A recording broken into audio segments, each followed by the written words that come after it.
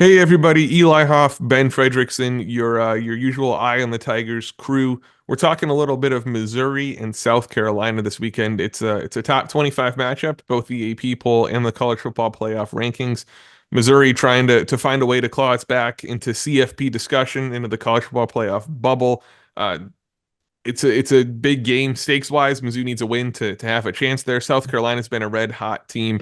Uh, Ben, as usual, we'll talk about kind of our X factors or what we think are the biggest keys for Mizzou to get a result in this game. I'll go first this time because I was writing earlier today about this South Carolina team, and the thing that stands out for them that I think stands out pretty quickly and pretty immediately is their pass rush. This defensive line is really, really good. They've got the true freshman Dylan Stewart, who is getting $1 million NIL deal, which is pretty good for a young defensive end, I think.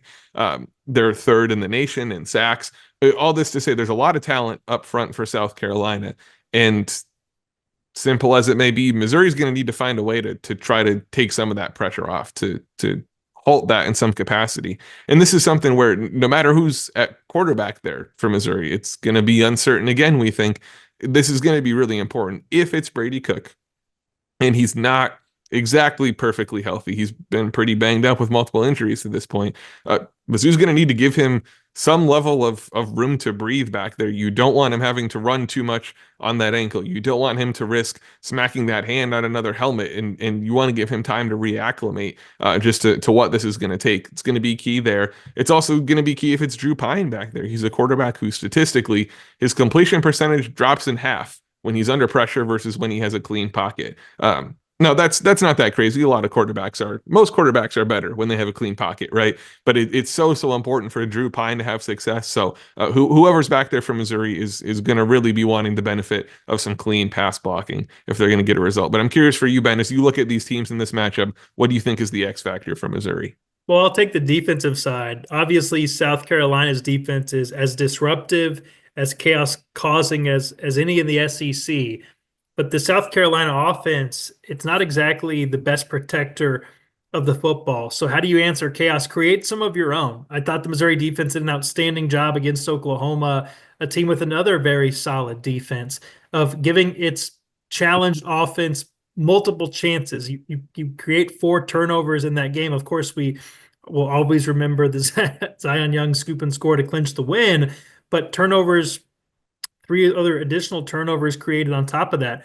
The South Carolina defense has created a ton, but the South Carolina offense has given up plenty.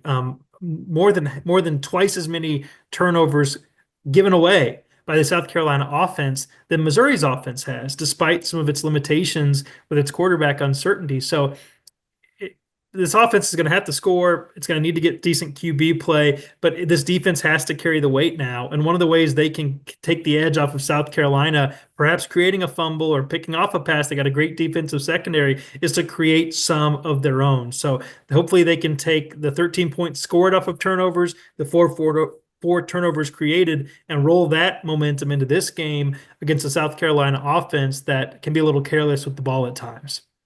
And if the Mizzou offense is going to have an uphill battle to score, a short field certainly is not going to help that if that's something the defense is able to create. We'll have you covered on all of that and more heading into this weekend's matchup. I'll be in Columbia, South Carolina, covering the game. And of course, you can always find more Mizzou talk and analysis like this on the Eye on the Tigers podcast out every single week. Ben and I have a new episode out right now. We talk a lot of Mizzou football, unpacking that crazy ending to the Oklahoma game, some of the big picture implications, and of course talking Mizzou men's basketball because that's also going on, digging into to what we're watching for on that front. We'll talk to you guys next week with more Mizzou sports news and analysis here at the St. Louis Post-Dispatch and STLtoday.com.